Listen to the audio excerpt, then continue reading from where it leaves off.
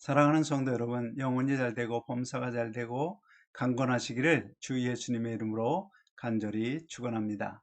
오늘은 구원의 기준이라는 제목으로 예수님이 심판하실 때 영생과 영벌의 판결의 기준이 무엇인지를 마태복음 25장 31절로 46절의 양과 염소의 비유, 또 누가복음 10장 25절로 37절의 강도 만난 자의 비유를 통하여 하나님의 나타나신 뜻을 전하고자 합니다.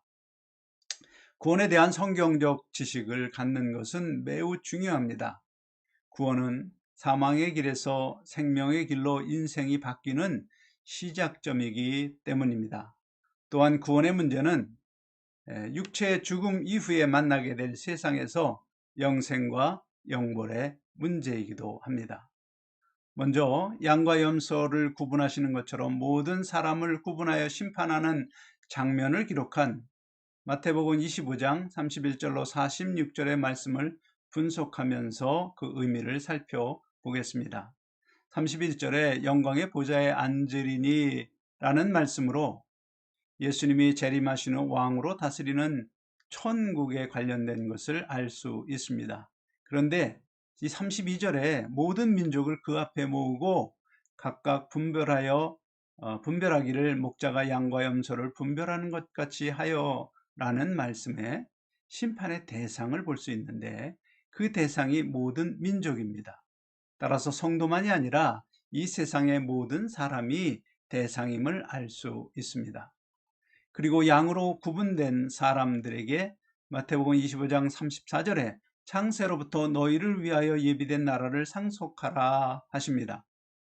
양으로 구분된 사람은 하나님이 예비하신 천국을 상속받아 영생의 은혜를 누리는 사람입니다.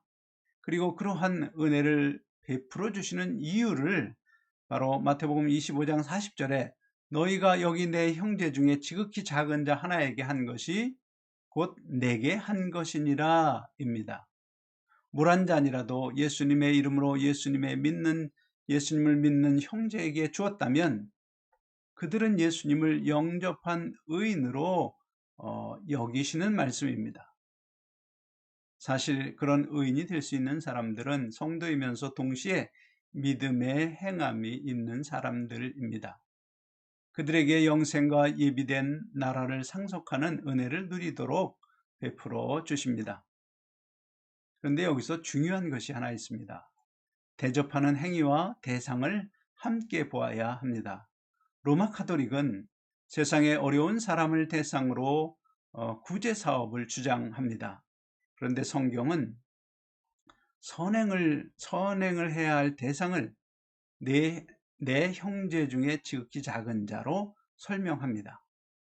그러므로 천국에서 영생과 영광을 누리려면 먼저 어려운 믿음의 형제의 돌봄을 하나님이 원하신다는 사실을 알아야 합니다. 아무리 부자라도 누구나 돌볼 수 있는 능력에는 한계가 있습니다. 따라서 믿음의 형제가 우선이 되어야 하는 것을 하나님이 보이신 것이지요. 세상 사람의 구제 사업은 열심히 하면서 믿음의 형제 돌보는 일은 뒷전이라면 그것은 하나님의 뜻이 아닙니다. 이제 왼편에 염소로 구분된 사람들을 살펴봅시다. 그들이 마귀와 그 사자들을 위하여 예비된 영원한 불에 들어가라 라는 저주를 받는 이유가 45절에 이 지극히 작은 자 하나에게 하지 아니한 것이 곧 내게 하지 아니한 것이니라 이 말씀에 나타납니다. 그들은 줄인 자를 돌보지 않고 목마른 자에게 마시지 않았고 나그네를 영접하지 않았고 벗은 자를 입히지 않았고 병든 자를 돌보지 아니한 사람입니다. 그 주의 이름으로 마땅히 해야 할 일들을 행하지 않은 사람들입니다. 그리고 주님이 판결하신 결과는 마태복음 25장 46절에 저희는 곧 저주받은 자지요 저희는 영벌에 의인은 영생에 들어가라입니다. 성경이 의미하는 영벌은 지옥을 말합니다. 마귀와 그를 따르는 악한 영들을 위하여 예비된 지옥에서 받는 형벌입니다. 그리고 영생은 지옥에서 건져진 모든 사람들이 받는 하나님의 은혜입니다. 그런데 이 판결 결과만을 놓고 보면 영벌과 영생의 판결 기준이 믿음이 있다 혹은 믿음이 없다, 그러한 믿음의 문제를 말씀하시지 않고 주의 이름으로 행하지 아니한 일들을 말씀하시는 것입니다. 이 모든 것은 믿음의 문제가 아니고 사실 행위의 문제입니다. 따라서 이 말씀을 잘못 이해하면 믿음이 아니라 행위로 구원받는 것이다, 그런 주장을 하게 됩니다. 분명히 성경은 믿음으로 의인을 의롭다 여김을 받는 자가 구원을 받습니다. 사실 성경이 때로 오류처럼 보이는 것은 사람의 상식으로 잘못 이해하기 때문입니다. 가만히 성경을 살펴보면 매우 흥미있는 사실을 하나 발견합니다. 의인이나 저주받는 자나 모두 심판받는 그날까지 자신이 예수님을 영접하고 살았는지 아니면 영접하지 않고 살았는지 잘 알지 못한다는 사실입니다. 다시 말씀을 드리면 성도가 되었어도 어떻게 살아야 하나님 앞에 의인이 되는 삶인지 저주받은 자의 삶이 되는지 잘 알지 못하고 사는 것입니다. 믿음으로 하나님 앞에 의롭다고 인정받는 것에는 두 가지 측면이 있습니다. 곧 성도의 마음 안에서 이루어지는 회개와 믿음, 그리고 성도의 밖으로 나타나는 믿음의 행위입니다. 이 두 가지는 동전의 양면처럼 늘 함께 있어야 합니다. 곧 마음 안에 회개와 믿음, 그리고 그 믿음으로 행하는 밖의 행위가 함께 있어야 하나님 앞에 의로운 자로 인정을 받습니다. 만일 마음 안에 믿음의 고백만 있고 행위가 없으면 그 믿음은 죽은 믿음으로 평가될 뿐입니다. 또한 아무리 선하게 보이는 행실을 할지라도 그 마음의 동기가 믿음이 아니라 정치적인 목적이라면 가증스러운 행실로 평가될 뿐입니다. 오직 믿음의 행위가 동시에 밖으로 나타나는 마음 안에서의 회개와 믿음 고백이 하나님 앞에 의인으로 인정받는 고백이 됩니다. 그런데 참 큰 은혜인 것은 11조나 오지선교 등등 그런 것을 믿음의 행위로 요구하시지 않고 형제에게 물 한 잔을 주어 목마른 형제를 돌보았다는 사실 하나로 믿음을 인정하신다는 것입니다. 결론적으로 믿음의 행위가 없는 믿음 고백은 거짓된 고백임을 성경이 말하며 그들은 의롭다는 인정을 받지 못하고 지옥의 영벌에 들어가는 게 됩니다. 또한 회개와 믿음의 신앙 고백 없이 교회에 들어온 교인들은 그 행위가 아무리 선하게 보일지라도 하나님은 자기를 위한 금송아지 하나님을 섬기는 그러한 이스라엘 백성들처럼 가증한 존재로 여기실 뿐입니다. 그런 교인들 역시 지옥의 영벌에 들어갑니다. 그런데 구원의 문제를 사실 행위와 연결하도록 성경을 잘못 해석한 부분이 또 있습니다. 바로 대표적으로 누가복음 10장 25절로 37절에 선한 사마리안 비유로 알려진 강도 만난 자의 비유에 대한 해석입니다. 많은 사람이 예수님의 뜻은 선한 사마리아인이 강도 만난 자에게 선을 베풀었던 것처럼 이웃에게 선한 일을 하여야 한다라고 해석을 합니다. 그런 해석은 영생을 얻으려면 선한 행실을 하며 살아야 한다는 생각에 이르게 합니다. 그러나 그런 해석은 갈라디아서 2장 16절 율법의 행위로서는 의롭다함을 얻을 육체가 없느니라, 이 말씀과 정면으로 상충하게 됩니다. 성경에 오류가 없으니 결국 잘못 해석한 것입니다. 그러면 선한 사마리아인 비유에 대한 바른 이해가 무엇인지 살펴보겠습니다. 먼저 예수님이 이 말씀, 이 이야기를 하시게 된 계기가 있습니다. 한 율법교사가 와서 선생님, 내가 무엇을 하여야 영생을 얻으리까 묻습니다. 사실 이 질문은 영생을 얻기 위해서 어떤 행위가 필요하다는 율법교사의 선입관이 들어있는 질문입니다. 그래서 예수님도 그에게 율법에 무엇이라 기록되었으며 너는 어떻게 읽느냐 묻습니다. 그러자 율법교사가 내 마음을 다하고 목숨을 다하고 힘을 다하고 뜻을 다하여 주 너의 하나님을 사랑하고 또 내 이웃을 내 자신과 같이 사랑하라 하였나이다 라고 대답합니다. 이에 예수님은 그 율법교사의 율법에 관한 이해가 틀리지 않았으므로 다시 내 대답이 옳도다. 이를 행하라. 그리하면 살리라. 답하십니다. 여기까지 유대인들이 이해한 율법의 관점입니다. 율법으로 영생을 얻는 길은 바로 내 마음을 다하고 목숨을 다하고 힘을 다하여 뜻을 다하여 내 주 하나님을 사랑하고 또 내 이웃을 내 자신과 같이 사랑하라. 이 명령대로 행하며 사는 것입니다. 그런데 이러한 율법의 관점에 하나의 의문이 생깁니다. 이 율법의 명령을 과연 평생 온전히 지키는 사람이 있을까? 평생 온전히 지키지는 못해도 한순간만이라도 지키면 어떻게 되나? 반대로 한평생 잘 지키다가 한순간 지키지 못하면 또 어떻게 되나?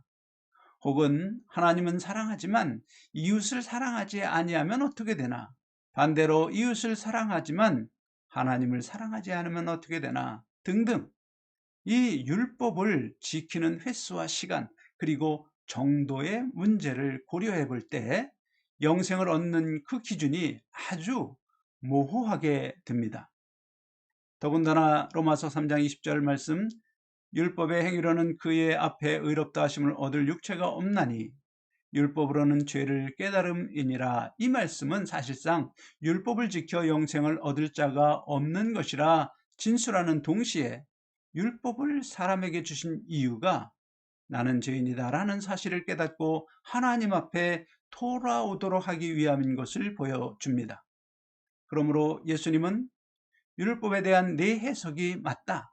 그러므로 율법을 지켜 행하는 생활을 할 때 내가 죄인이라는 사실을 깨닫게 되면 바른 길을 찾아 영생을 얻게 될 것이다. 그런 말씀으로 이해하는 것이 합당합니다.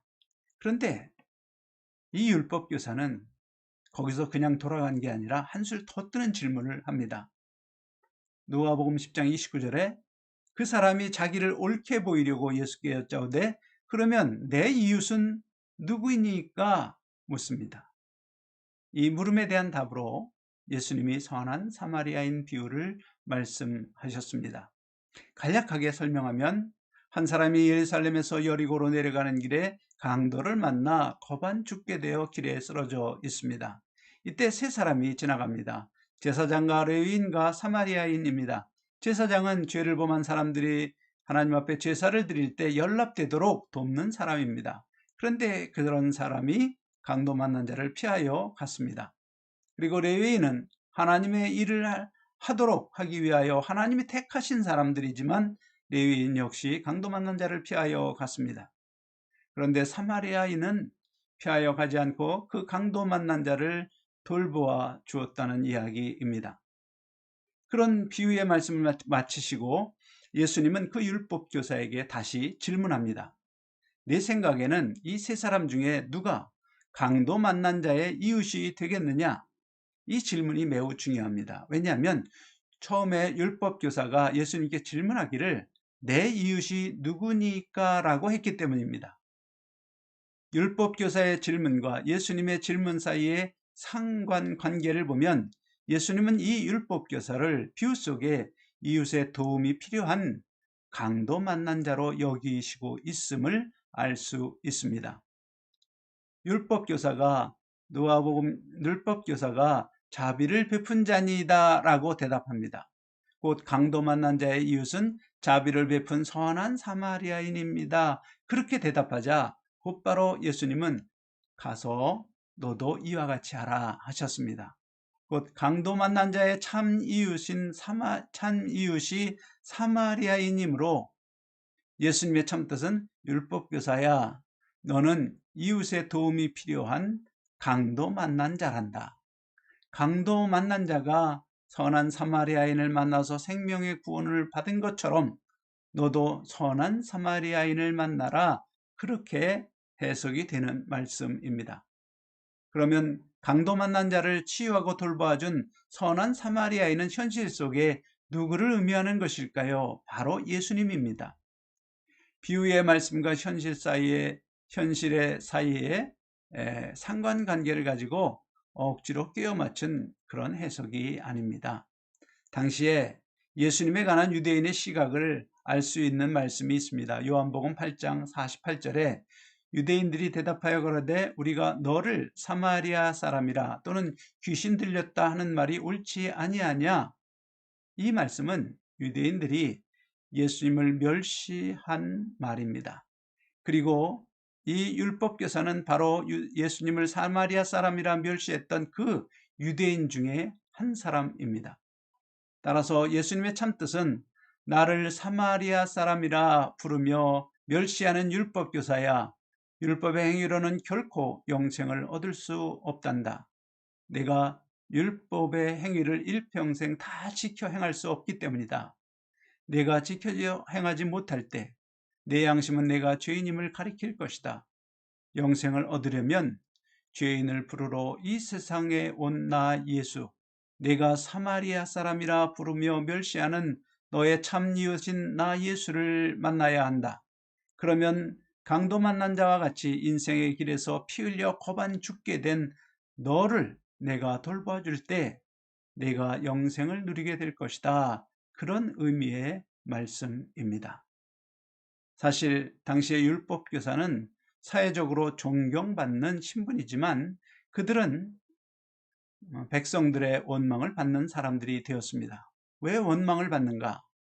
그들은 율법 해석을 할 때 율법 안에 있는 하나님의 사랑은 사라지고 오직 문자적 형식만 남아서 엄격하게 적용할 뿐만 아니라 뒤로는 자기들의 배를 채우는 일을 했습니다.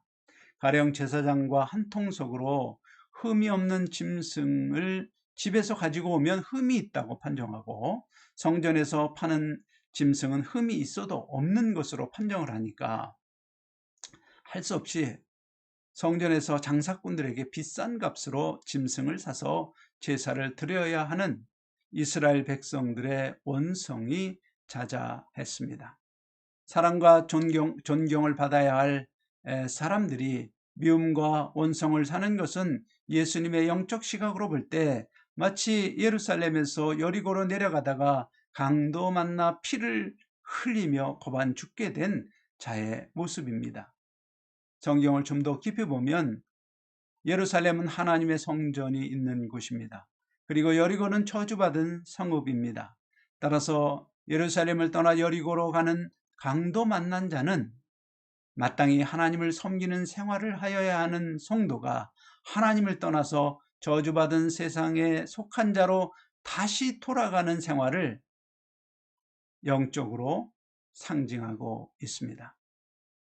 하나님을 섬겨야 할 사람이 하나님을 떠나서 세속적으로 살아가는 인생길은 영적으로 볼 때 강도인 사탄을 만나서 가진 것을 빼앗기고 목숨마저 위험한 상태의 사람입니다. 율법교사가 겉으로는 율법을 잘 지키는 거룩한 모습이지만 속마음은 돈과 세상 부귀로 미혹하는 사탄에게 넘어가서 율법을 왜곡하는 순간 그의 인생은 예루살렘을 떠나 여리고로 향해서 내려가고 있는 것임을 상징적으로 표현합니다. 그리고 그런 인생길에서 강도인 사탄을 만나서 백성의 원성을 듣는 그러한 행위를 할 때마다 그가 마땅히 존경받아야 할 존경과 사랑을 빼앗기고 그의 영적 생명이 소멸함으로 고반 죽게 된 상태라는 것을 예수님이 보이신 것입니다. 그 율법교사는 생명의 주가 되시는 예수님, 선한 사마리아인으로 알려진 메시아 예수님을 만나야 죄인의 길에서 돌이켜 생명의 길을 가며 영생을 얻을 수 있습니다. 그러므로 예수님은 너도 피우 속에 강도 만난 자처럼 너희가 사마리아인이라 부르며 멸시하는 나 예수를 만나야 영생을 얻을 수 있다. 그렇게 답하신 것입니다. 결코 선한 일을 하여야 영생을 얻을 수 있다. 선한 사마리아인을 본받아라. 그런 말씀이 아닙니다. 성경은 말합니다. 영생의 길은 오직 죄인을 위하여 이 세상에 구세주로 오신 예수 그리스도를 구주로 믿는 믿음으로 하나님 앞에 의롭다 인정을 받을 때 열리는 길입니다.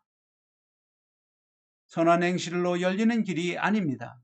다만 예수 그리스도의 가르침을 따라 행하는 선한 행실은 바로 예수 그리스도를 구주로 믿는 그 믿음이 진실하다는 것을 하나님 앞에 보이는 증표입니다. 동시에 그 성도가 진리의 길로 영광의 부활을 향해 바르게 살아가고 있음을 보이는 증표입니다. 그런 증표를 하나님께 보임으로 영생과 영광에 들어가는 성도가 됩니다. 그런 성도가 될 수 있기를 예수님의 이름으로 간절히 축원합니다. 아멘.